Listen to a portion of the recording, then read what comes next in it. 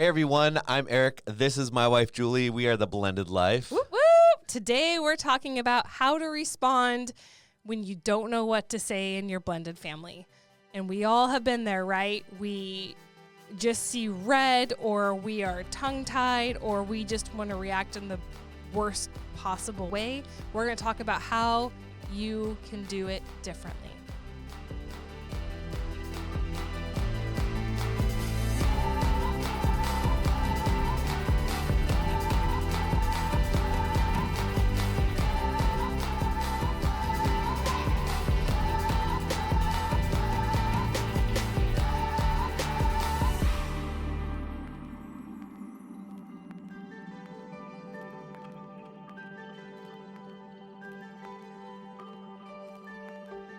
Hey everyone, welcome back.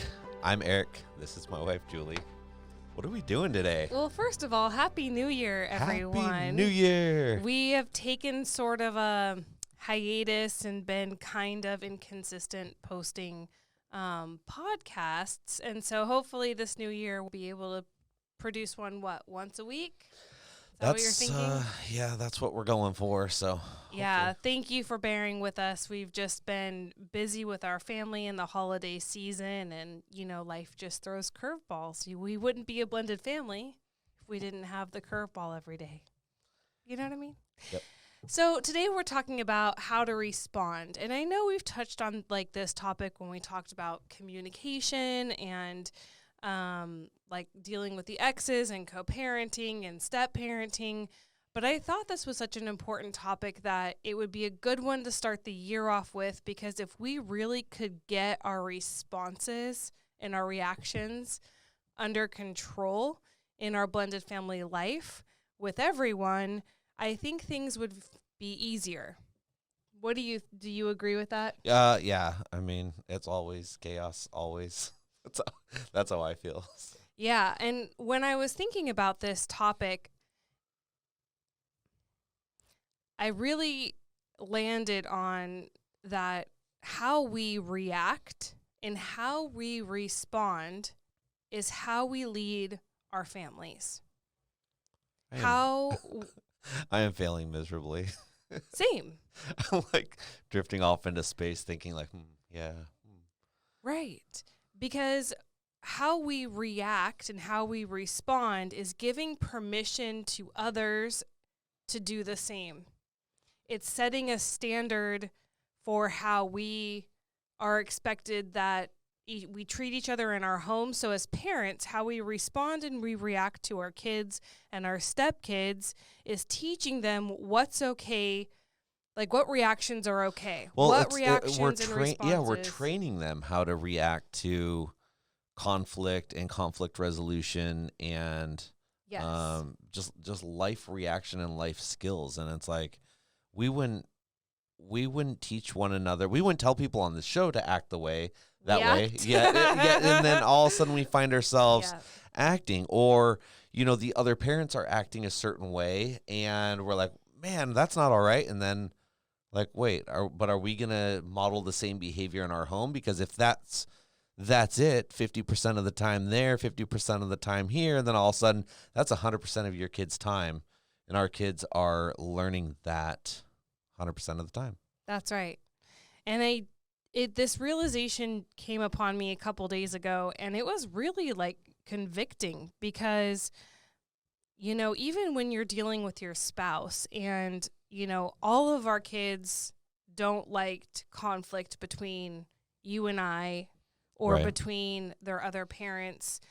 Parental conflict in homes for children of divorce, I think it hits a little differently for them. They're extra sensitive to it because we're constantly rebuilding trust in a family unit that we have brought back together, that we've reconnected, that we are the redemptive qualities of blended family life. But that trust has been broken when kids have lost their natural families, and they're now having to learn how to cohabitate. So when parents argue a lot in a home, right, when there's reactions and responses that create anxiety within our kids, it makes it harder to trust. It makes the blended family a little bit more difficult to lean into and to accept, and for them to be able to be fully relaxed and to have that anxiety gone. And so our reactions and responses, even to our spouses, even if our kids aren't involved, I know I'm guilty of this. I feel like I wasn't gonna call you out, but no, like we both are though. Because I feel like when we're talking, and if you and I are arguing or whatever, and it has nothing to do with the kids, right? It has nothing. We're not arguing about the kids. They're not involved in the conversation. They're not even in the room, but they're listening. Or, our attitude that we took away from that argument affects our whole household. And so I just think it's a super important topic to tackle. Now, I'm going to say it again because it's a very big deal, that how we react in our homes is how we're leading our children. Right. How we as adults, and I will say this for the men too, because men, traditionally are supposed to lead their family, right? They're the leaders of the family. So if you're a man in a blended family and you're leading your family, I would ask you to check your reactions and your attitudes and how you're responding, because you are teaching your wife how to react and respond to you. You're teaching your children how it's okay to act and respond to you and your wife and their siblings. And so it's not to be taken lightly that you're a leader. Every parent is. Women are too, right? As women, as mothers, You're just saying our natural role, though. I mean, our God-given role is what you're talking about there. Yeah. Right. And so I think as men, because all parents, let's just say that, all parents are leaders in their home. Now, when we get to the co-parents and the exes, how we respond and react is licensed for them. It's like we are teaching and training our exes and our exes and our spouses too, actually, how others can treat us. So if we lash out and we curse and we are reading a laundry list of the 20 things they did wrong, or, we're bad-mouthing them, or we're just full of hatred when we respond, that is how we're saying it's okay for this interaction to go this way. It is okay. I'm going to treat you this way, so I'm opening myself up to be treated this way. We teach others how to treat us the way we react and we respond to them. Mm-hmm. We give permission, we give license. But that's not how we think about it, right? We're like, well, we're mad that they were talking to us a certain way, or that they're treating us a certain way, and we're always mad at the exes and the co-parents for that, but we don't often take a look at how are we responding. Yeah. Well, because actions create reactions, and how we end up responding to something like that usually sparks off what the conversation is going to be, how that conversation is going to go, and what it's going to turn into, Sure. And let's face it, we are really triggered by our exes still a lot of the times. Our exes say something or do something, and it is like our mind is flooded with hate, or look at how they treated me for the past 20 years, or, we don't really treat each interaction with our co-parent or an ex as if it were a new interaction, a new opportunity to set a bar for how we're going to communicate, a new opportunity for healing, a new opportunity to be good, constructive co-parents. We are bringing all the hurt, all the hatred, all the disdain, all the judgment even, which is really funny to me, because I will tell you, in my co-parenting relationship, I feel so judged all the time. Gee, why? Yeah. But here's the deal, and I have to, because what I'm going to say is, so I feel judged all the time, but I also judge. Oh. Interesting. Yeah. You know what I mean? Yeah. I feel judged all the time, but so here's what I would say is that who I am now outside of my past marriage is different. I've grown, I've matured. I've learned a lot of life lessons. I'm a lot calmer. I'm a lot different than I was when I was married to my ex-husband. I think we all are, as including them. We are all different people. At this point, it was a decade ago, right? Yes, but that's my point, is that I feel like I'm still seen as that person he was married to a decade ago, right? That is how I feel like he comes at me, and he knows me and all this stuff. And I'm sitting here like, you don't, though. You have no idea. I mean, there's no curiosity. It's always judgment. Right. But I am guilty of the same thing. So here also, now looking back at who you were a decade ago when you were married, do you think that, and this is just a little science experiment, a one-on-one social science experiment. Okay. Do you think that the way that you're being judged in present time is warranted by who you were in the past? Like, is he judging you off of who you were, and he's still stuck on who you were, and he has you pegged for who you were? Yes. Yeah? 100%. So he's calling you out for who you used to be and has no idea who you are now. Right. Well, how could he? You don't know anybody behind. You have to be closed doors behind.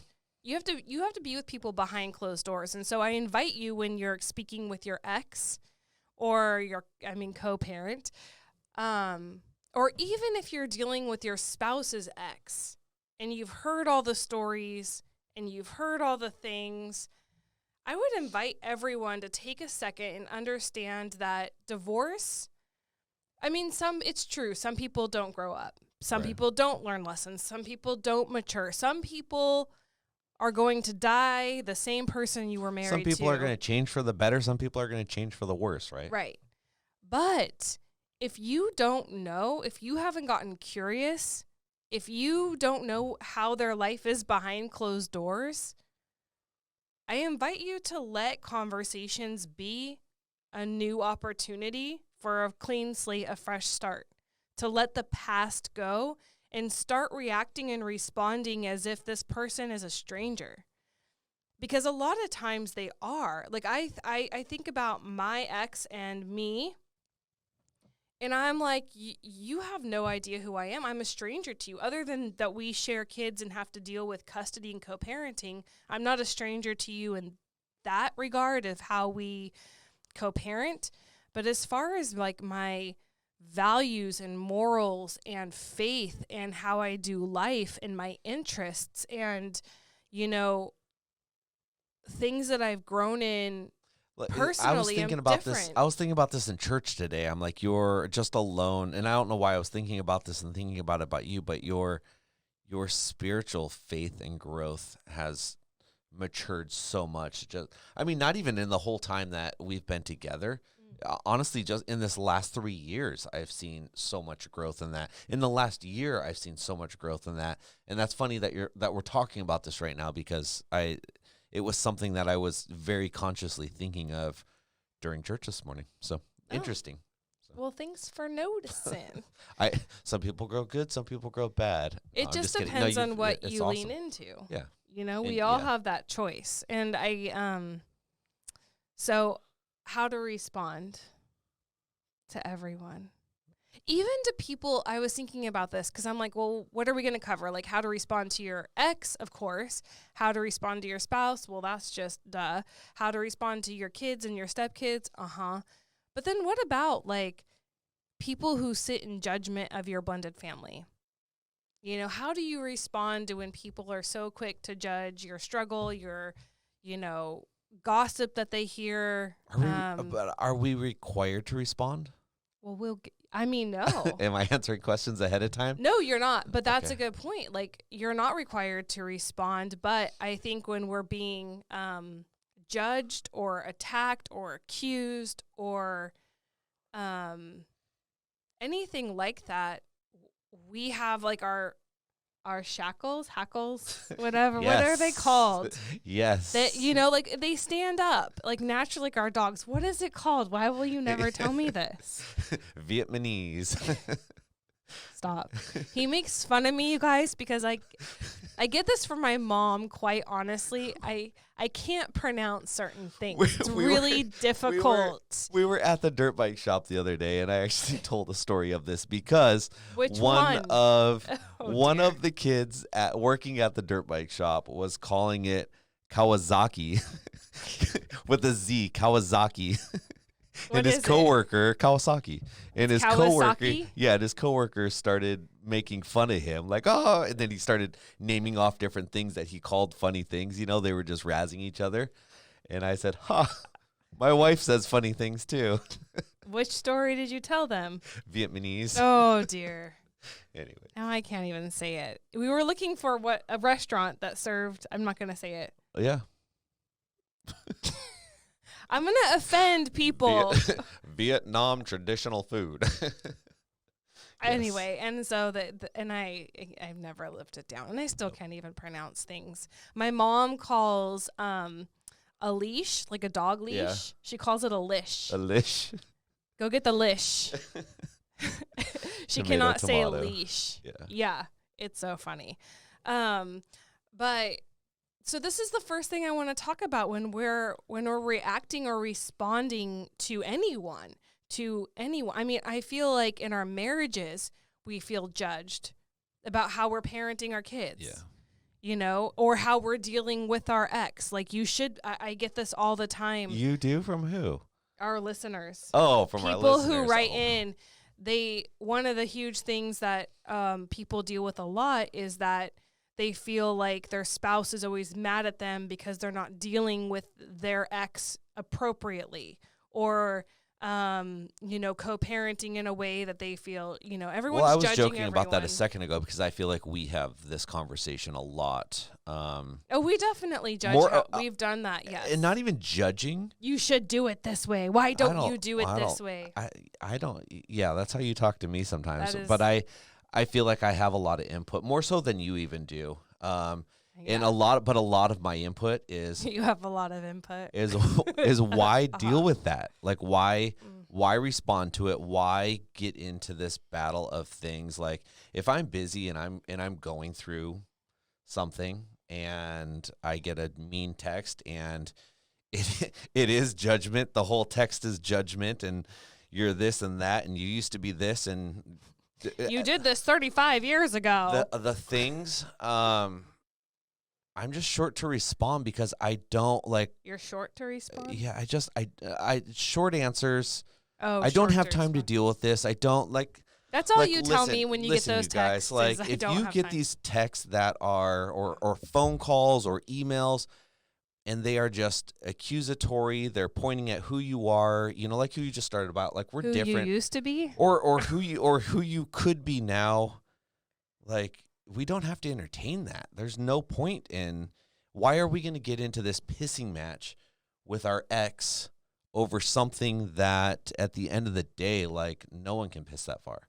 You know what I mean? Like it's one of these things. Like why are we going to sit here and argue about stuff that who's going to win this? It's like going into a political war with someone completely opposite of your politics who strongly, wholeheartedly believes in what they believe in.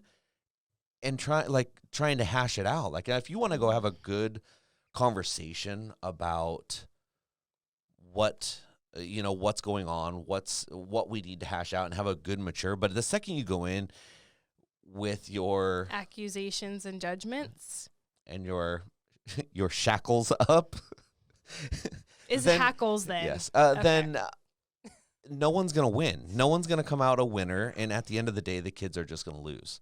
Yeah. And you're going to feel terrible. Your ex is going to feel terrible. And your spouse has to deal with it because you're in a bad mood. Your spouse has to deal with it. Your stepchildren who are in the house have to deal with it. Like it's just a battle that no one wins at. So why are we going to sit here and do this? And well, it's comical.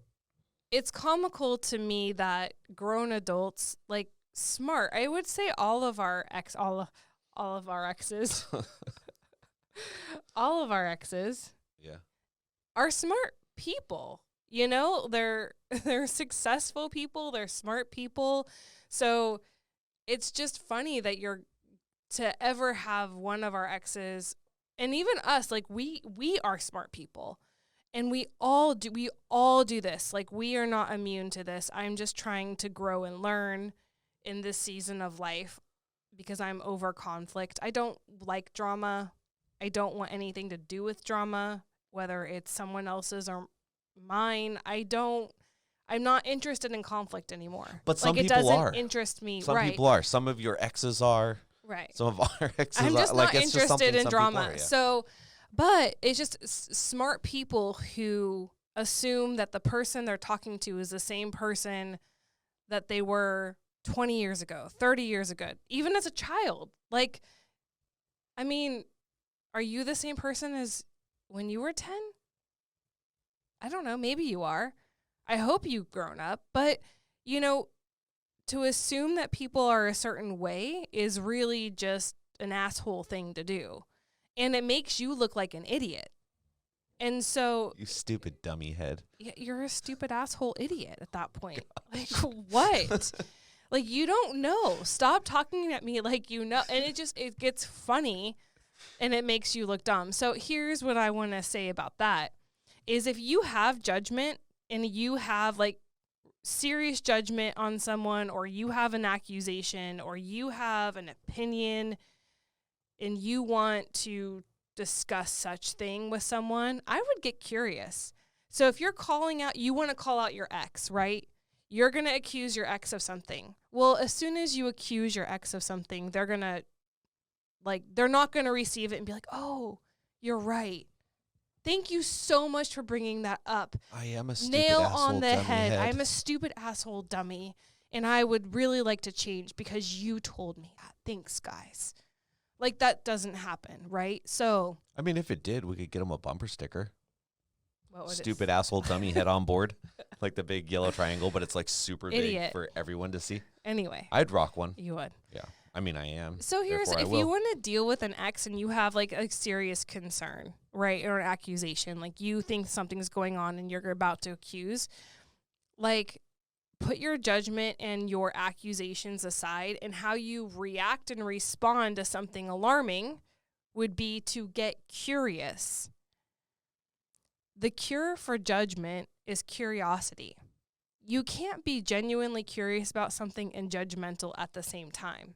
And when you come at someone with curiosity, it's a much easier way to put to get what you want across, right? If I thought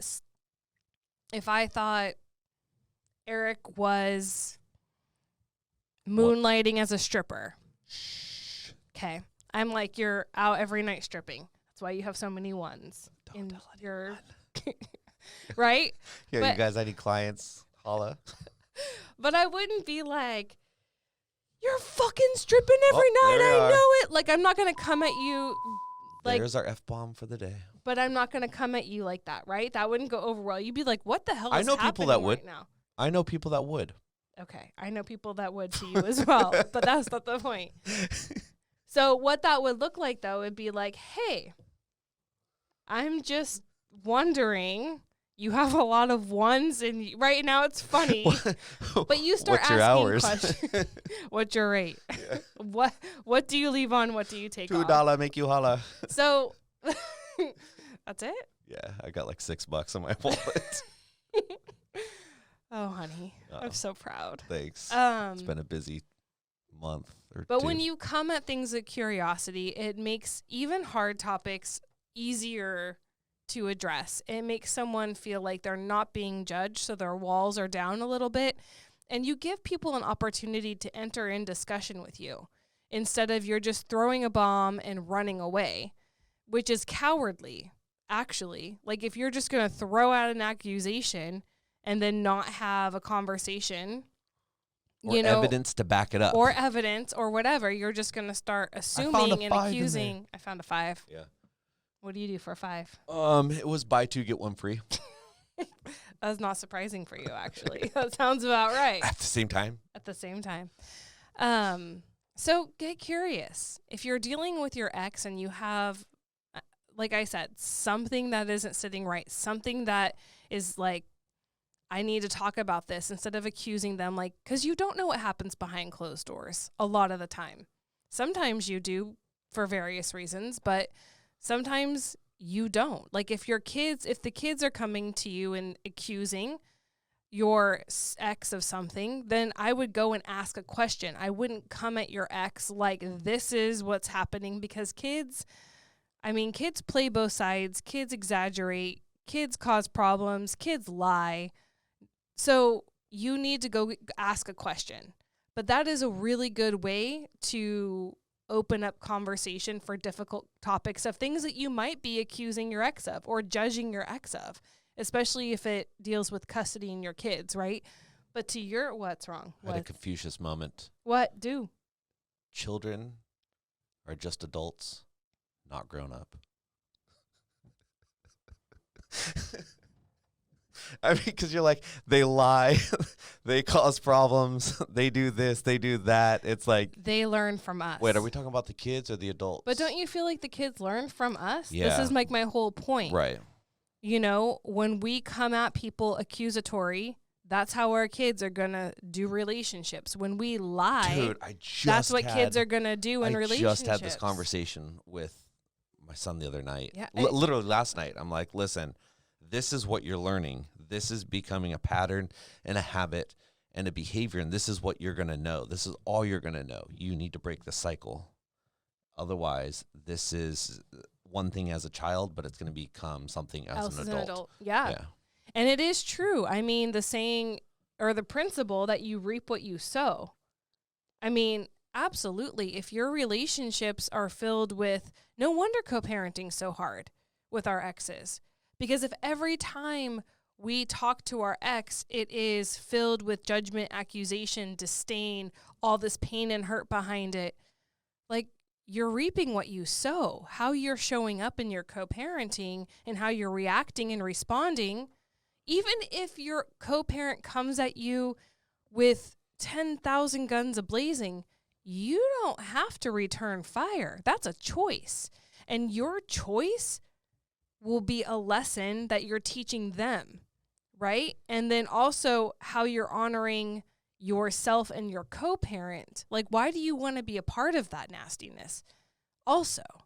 And I say that full well have like responded to an email or two that wasn't so wonderful, you know, but I never felt good afterwards. Keeping the fight going by responding in ways that are childish and have nothing to do with our kids never left me feeling satisfied. I never walked away from a really nasty exchange and was like, fuck yeah, that was great.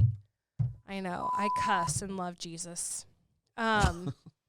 But I never walked away, right? Have you ever walked away from a really nasty interaction being like, I showed them, I won, I feel great? It never. No, but that's the reason why, and I learned that very quickly, I feel.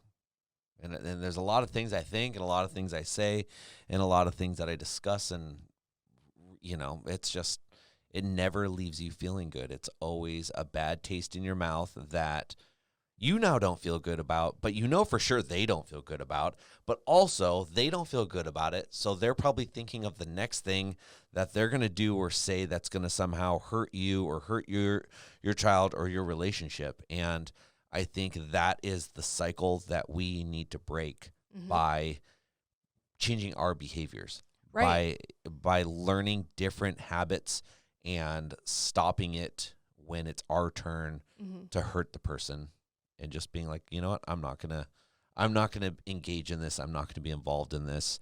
I'm not trying to hurt you today. And it might piss you off that I don't give you some backlash response that we can fight about and argue about and everyone can be pissed off about. But you know what? I'm just not gonna entertain this. Like, this is this is not constructive for anyone. And it totally takes the wind out of people's sails when you just don't give them what they want, which is a reaction. Well, a negative reaction. You know, if somebody hurt you when you walked up and hugged them, what would that be like, right? That's not a response or a reaction that is normal to hurt. Would that make somebody them horny? Okay. Okay. Some people, you know, throw bombs and they're hunkered down waiting for one back. Like that is they're ready for it. They know they threw a bomb. They are ready for fire. Either that or it's an excuse to throw a bigger bomb. They're like, yes, I've got one waiting. Here it comes. Yeah. You know, and they poke the bear, you know, just to wake it up so that way the bear attacks them so they can shoot it. It's like, whoa, self-defense. Sorry. That's really manipulative. Yeah, well, oh, people do that. That's stupid. So I'm just saying, take the wind out of their sails. Be that, and you can use this with your stepkids. You know, your stepkids act out and are mean or pissy, and you're not you're not giving back to them a negative response.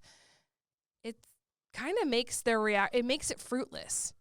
You know, they don't get what they're seeking by being negative, by being accusatory. They're not being fed what they are wanting to be fed, which is more reason, right? For that. I guess that's your point. Yeah, exactly. And so you take that away and it's kind of like you're teaching them, you know, you sit in pig shit. I'm not going to go sit in pig shit with you. You want to sit in pig shit and act like this all day long? Your life. I'm definitely choosing not to go there. Like, that's disgusting. Right. And when you start understanding communication and reactions and responses like that, you know, you can kind of decide, hey, it's empowering to know I can choose differently. I can be the leader with my co-parent. Mm-hmm. I can be the leader with my spouse. I can be the leader with my kids and my stepkids. Like, I can definitely change the tone of the household and with my co-parenting relationship, simply how I choose to respond and react to whatever's thrown my way. Yeah? 100% agree. Yeah. It's about setting the tone. It's about realizing what's going on and setting a tone that is going to better your relationship, further your parenting skills, and ultimately further growth of our children. You know, I don't feel like a lot of people take long-term growth of our children into effect, you know, like it's not part of our process. It should be. It very well should be. But if we just slowed down and went, okay, well, how's this going to affect my kid in a year from now or 5 years from now or 10 years from now? You know, what is this going to look like?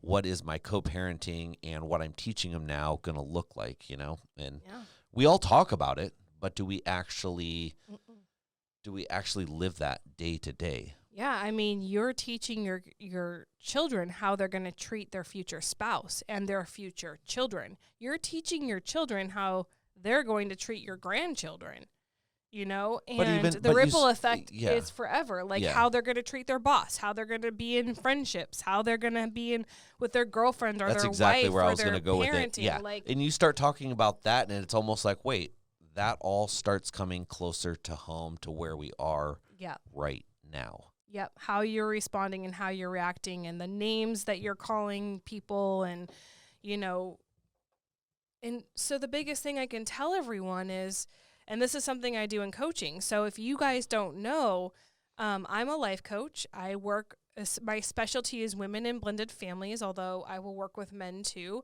I don't work with the males because I used to be one. What's that? Come on, I've said it before on the show. I don't know. Mrs. Doubtfire. Thank you. I thought. Good guess.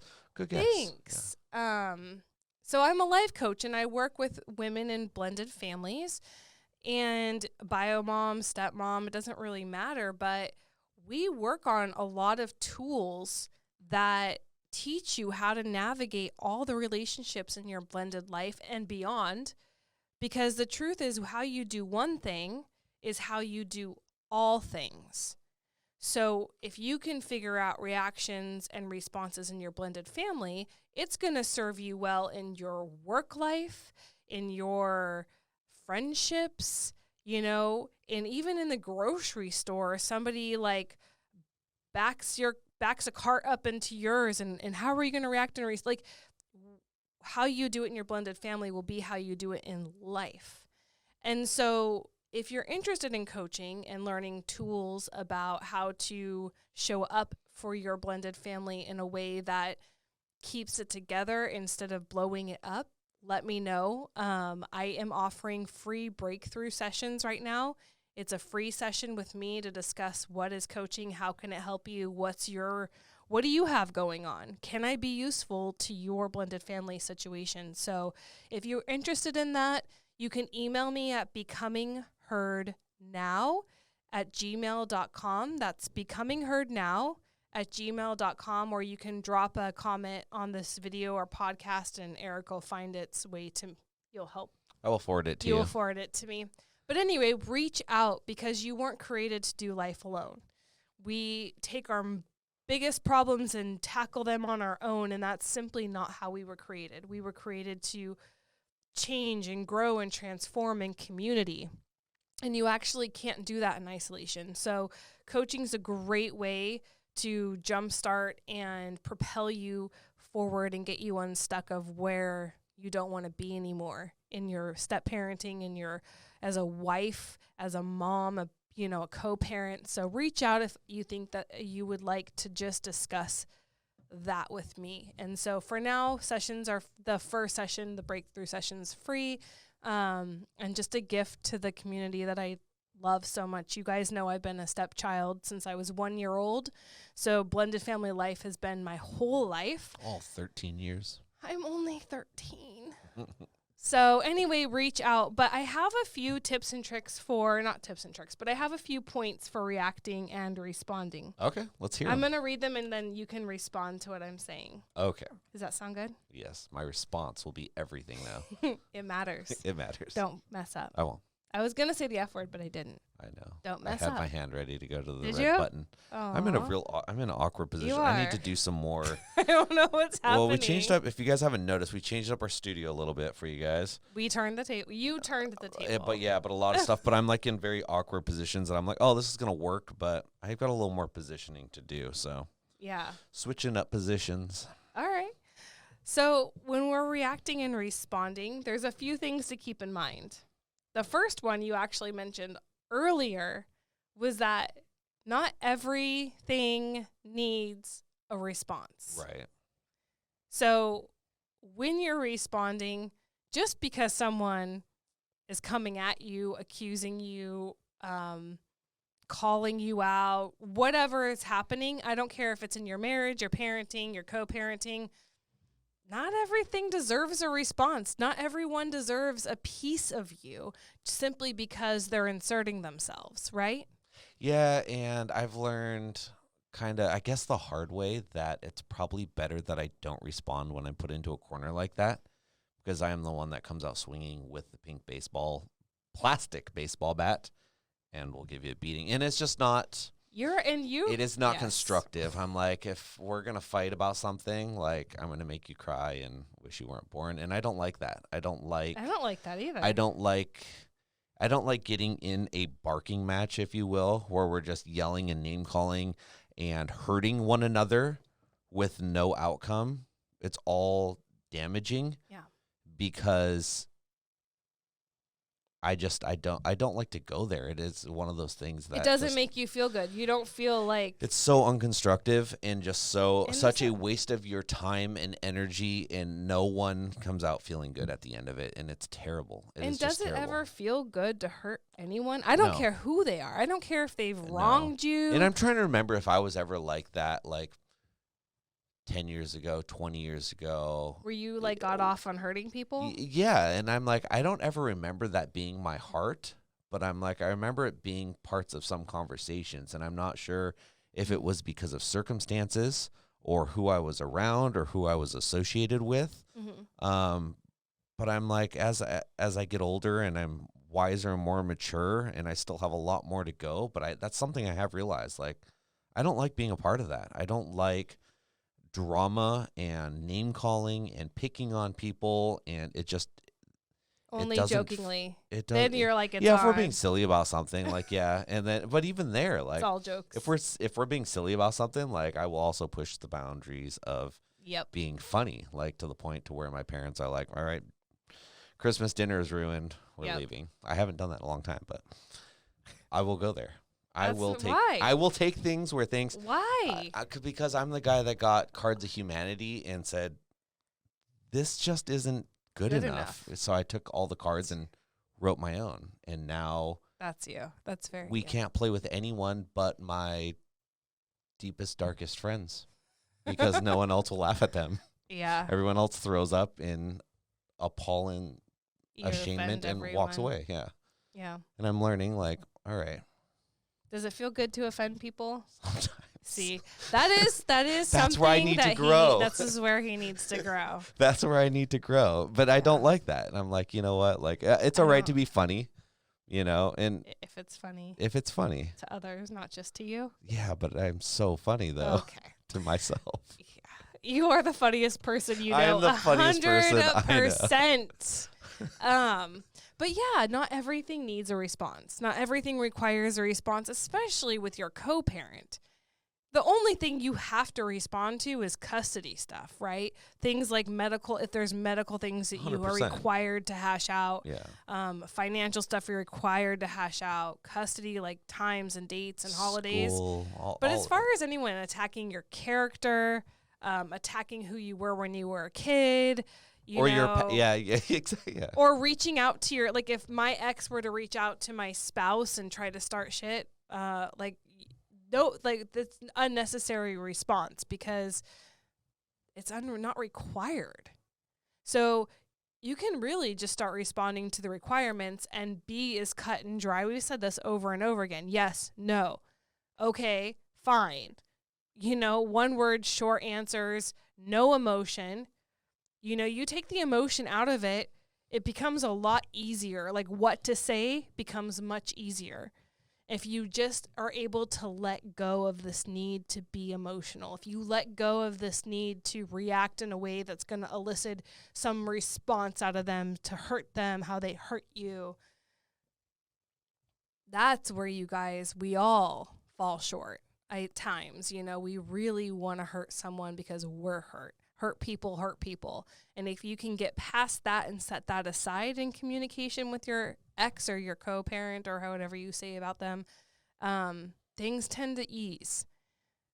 You know, responses tend to be shorter, quicker, and your heart doesn't drop. You don't get all anxiety every time. Oh my gosh, I would get a text or an email and and sometimes I still do, like I get anxious, like my heart, I haven't even read it yet, but my heart is beating fast. What do I have to deal with and how horrible is that? Why? This is my teammate in my kid's life. Why can't we be teammates? Why can't we just... It's because what comes through on that. It's what we're talking about. It's the... emotion. It's all that... Right. Being unleashed on you, and that doesn't feel good. And you're like, great, now I got to deal with that. 100%. And how do I change myself and my behavior in this time while reading all of this junk to have a reasonable, mature response? Now, all of a sudden, you have to take yourself from not just having a mature response, but you also have to sift through all of this stuff to get that response. I have kind of a cool exercise. Do you want to know what this is? It better not be Kegels. I'm doing them right now. Ready? Go. Are you doing yours too? I'm just kidding. So here's something that might help you guys if you have an ex who likes to, I don't know. Kegel for lack of term. Print out whatever their correspondence. If it's in an email or even a text, if you're able to print it out, print it out. And then what you can do is you can take a Sharpie. And anything that you don't have to respond to, anything that's not directly about the kids and their well-being, you're going to go ahead and put a black line through. And that actually feels very satisfying because you're like, nope. And what you're going to find is you might have one or two words or sentences that are actually, and then you respond to what's left. And even that act of blacking their words out makes you, it's healing. It is a choice you're making that you're not going to go there. You're not going to give this any power or light of day. You are going to black it out. And it feels good. So that's just it might be a helpful tool for you if that's something that you, I don't know. I think it's going to be It's something cool. people are going to use. If you use it, let us know in the comments. Yep. I'm curious to see if people use it. I'm It going just to use feels it. good. I kind of do that like mentally. And you could just scribble too. Like, man, if it's really bad, Are we you going to can get some just color crayons involved? No, because you can see through crayon. You need like black See through what? crayon. Okay. Did I say that wrong? No, Whatever. Just checking. Just So, double okay, checking. moving on. If we don't have a 5-hour podcast. So if not every response needs a response. Also, not everything is an emergency. And I had to learn this in our marriage because I had to learn that I need to let my husband take time, cool off, gather his thoughts. I'm one to I want to fix everything and I want it right now. I want to hash this out now. I don't want to deal with it.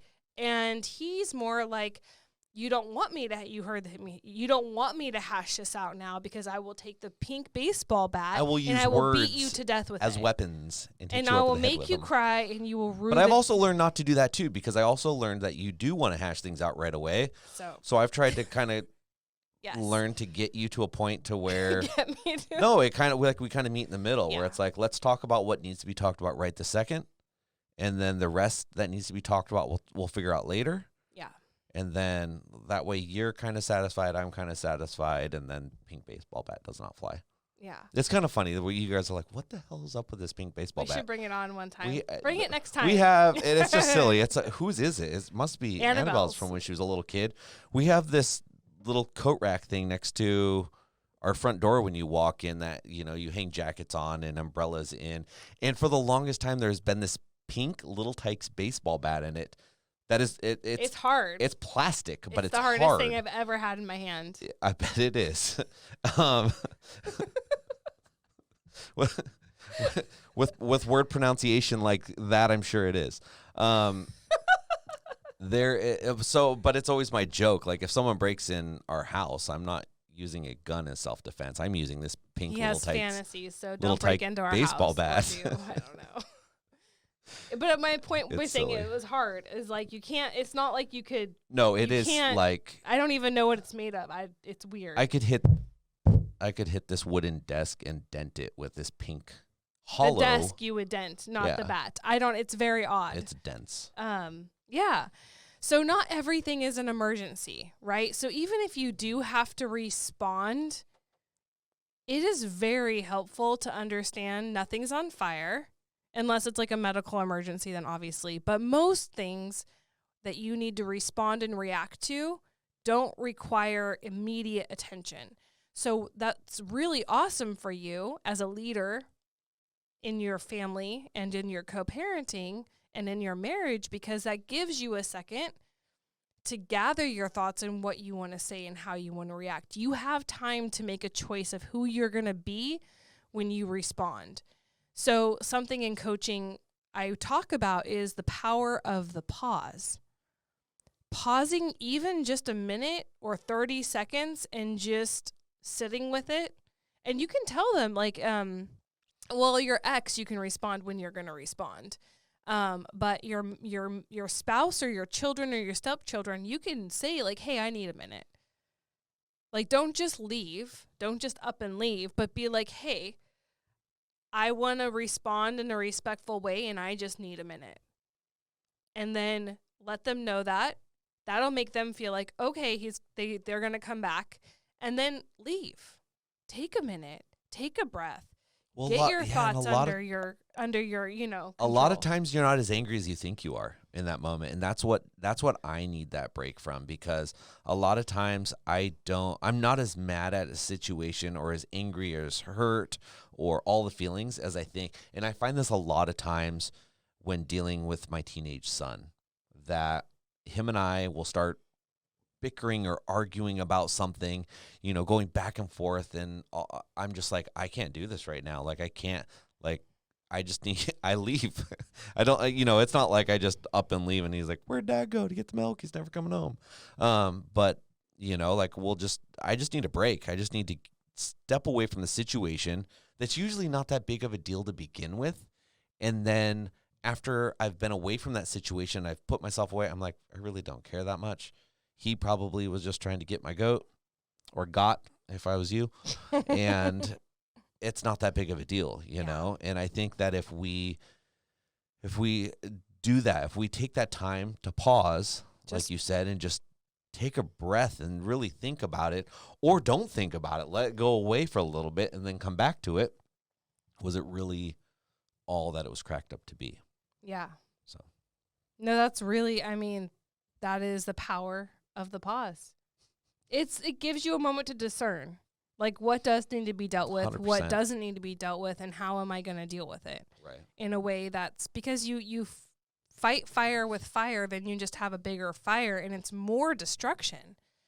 Nothing gets better. You just burn shit to the ground, and that's not helpful. Then you have to rebuild. And that's the problems with relationships and marriages, is we get into fights, or co-parenting relationships, right? We burn shit to the ground, and then we're like, we got to rebuild it. And that's a lot more effort than if we had just taken a break and like responded respectfully. Especially co-parenting, because you're like, I just don't really want to deal with this person anyways, you know? So rebuilding, it never really gets rebuilt. And if it does, it's with like, it's like cardboard and tape. It's not, and just, you're like, here comes the rain. Throw some white paint on it. Let's go. Yeah. So sometimes it's just easier to act well than to have to rebuild what you destroyed. It's a lot less effort. It's a lot more fruitful. Life's a lot easier. I feel like I've gotten to that point with some relationships where I'm just like, which ones? I'm just kidding. It's just, it's so hard to learn that. Yeah. Where I'm just like, nope, we're throwing white paint on it and we're just going and white paint. Watching time. I'm not even wearing. You're not watching. Okay. I mean, I am. I'm keeping an eye on it. So, another thing to consider when you're reacting and responding is, you know, as hard as it may be, put yourself in the other person's shoes.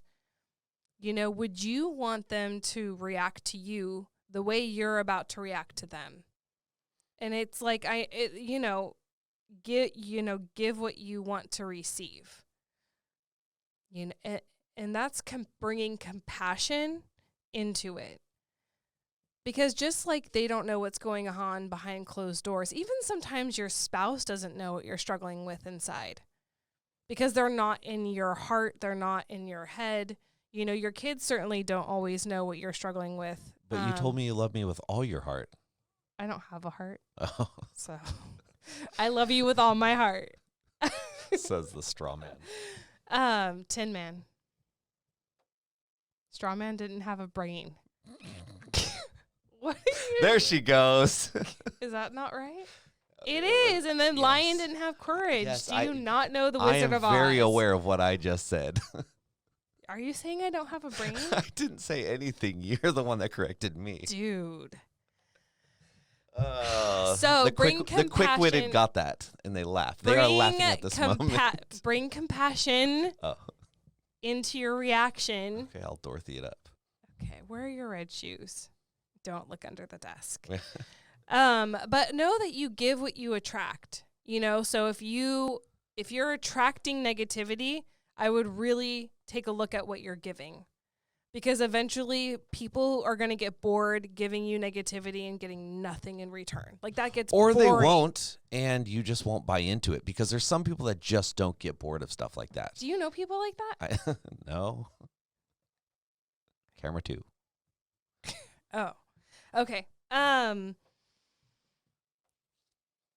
every relationship you're in, right, even your ex, even like your co-parenting relationship deserves honor. Because like it or not, you chose to have children with this person. Like it or not, you chose to attach yourself to them in a way that would be a forever thing, which outlasts marriage certificates sometimes. You know what? And that even goes for your spouse or your partner's ex. And don't be like, well, I didn't choose who they were. I didn't choose who my ex's baby mama or my husband's baby mama is. Or we did, though. We chose, not that we chose them. That's kind of a weird thing. But I chose to be with you. Therefore, I know who your ex is. Therefore, I need to deal with that, and I have to live with that. And it doesn't have to be my problem. I have to live with that. I have to live with the decisions you made. That's just something I signed up for. And it's not. Don't punish your spouse for that. Yeah, because they were already there before that. That's like me chose. punishing you for the kids you have. This is another Now, thing. they punish me, but I don't punish you. No, but this is another thing that people write in and talk a lot about is that, you know, they're so upset at the ex or their spouse's ex and blah, blah, blah. I'm like, well, you did choose to be in a relationship with this person who had this specific ex. Like, you do, like, you know, you weren't gag-tied and, like, you're forced into anything. I mean, they could have been, but this is also why you should take time to know who you're with and their situation and their family. And, you know, it's like meeting the in-laws for the first time. Well, you don't meet the in-laws before you get married. Or after you get married. You meet them before you get married. Hopefully. You know what I mean? People that just jump right into this, and it's like, well, we've been together 3 months, but we're in love.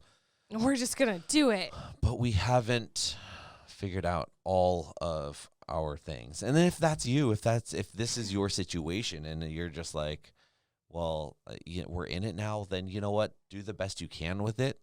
But this is what you signed up for. Like, let's live with this. Let's figure this out. Yeah. And really, all relationships, especially the co-parent of your children, you had children with this person. This person, even if they don't matter to you, they matter to their kids. Their life or death matters to your kids. How they show up or not matters to your kids. And so it has to be honored.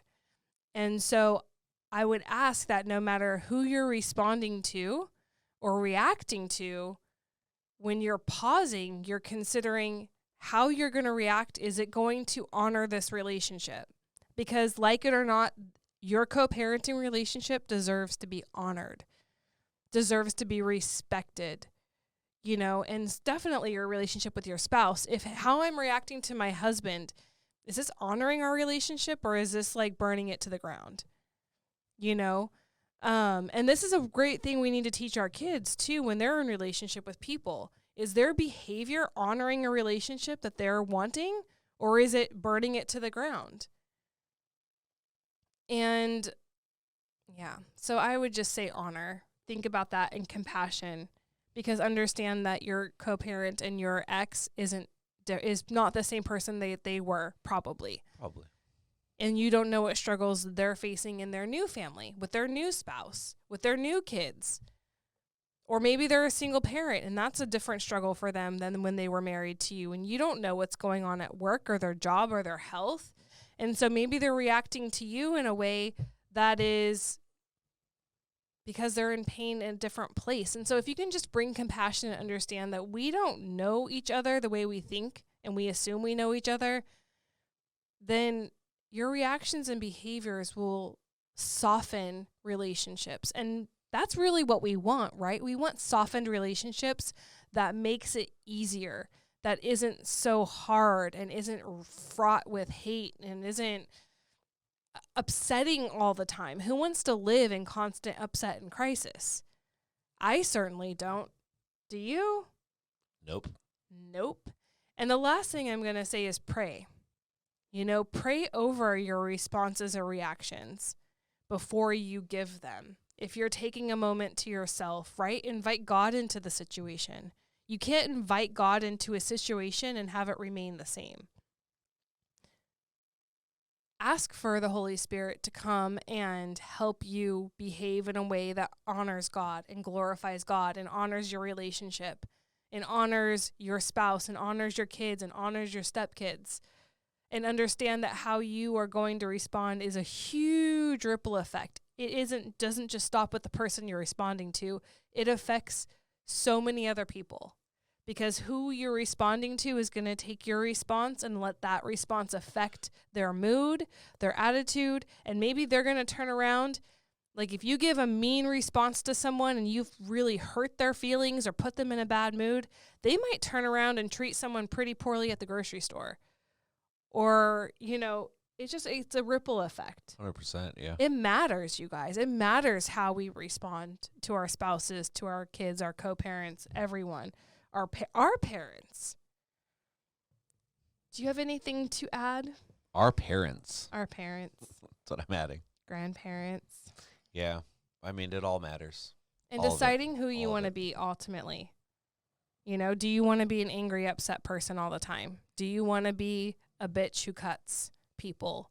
Do you want to tear people down? Or do you want to be someone who encourages and what if you have multiple personalities? You want to do all of it? Then you need to go see a psychiatrist. Your coaching program will not help me? Nope, I'm not a psychiatrist. I do not offer medication. You probably should get meds. Okay. Get all those personalities on the same page. Oh my god. But considering who you want to be. Right. You know, is my reaction honoring who I want to be as a person? Is my reaction showing the compassionate, loving, encouraging person I want to be? Or is my reaction and my response being the opposite of who I want to be in the world? I can't go and say that I'm this kind of person and then lash out and scream and cuss and all these things. I mean, I do cuss, but it's all in good fun. She's working on who she I'm wants working to be. on who I want to be, guys. I'm proud of who you are. I'm proud of who you are becoming. That. Yeah. And who you will one day be. I'm growing. I'm not perfect for sure. You and me both. So thanks, guys. I hope this episode you found helpful. Like I said, if you want more information on coaching and figuring out how you can maybe show up as the person you want to be in your blended family, please reach out. I would love to talk to you. And I want to say thank you to you, Eric. Why? Because this podcast would not be possible without you. And I'm just really grateful that you show up every week because you're really busy and you have a lot on your plate. And this isn't, I mean, I don't know what husbands would think this was fun. This is so much fun. You know what's funny about this grateful. though, just real quick before we sign off. Like it's always such a task leading up to it. It is. Mentally. But once we do it, like it's a lot like church. If you're like, some people just love to go. And I'm like, oh, but I'm also like, a lot of things are tasks. Going to the grocery store, I'm usually like, I don't ever want to go. But once I'm there, I'm like, all right, this is fine. What? I enjoy the podcast. Fucking kidding me about the grocery store right now? No, I love the grocery store at 2 a.m., but they're not open at 2 a.m. anymore. They close at midnight. That's fine. So, but I really enjoy being here, and I enjoy the feedback that we get in our listeners and the responses and reviews. And at the end of the day, I hope this just helps people because I know it helps us. And that's a good thing, you know, and if we're growing, hopefully you guys are growing, and this is just helping you find stuff. So if you guys want to interact with us and give us your thoughts and your feedback on what we're talking about or on other situations, we have lots of ways that you can reach out. Find us on Facebook. We have a cool group on there that Julie runs that you don't run it. I mean, you run it. It's called called Blended Life Support Group. Yeah. It's private. You have to answer a couple questions. If you don't answer the questions, I don't let you in. And it is a private group that we all, you know, talk and and it just helps figure out situations Yep. and whatnot. Find us on Instagram, obviously on YouTube if you're watching us here, or on the podcast, or vice versa. We're on all the platforms, but any way that you can reach out to us and we can be a part of helping you guys and you helping us. And thank you guys just for being here. Happy New Year. All right. Bye, you guys. Thanks.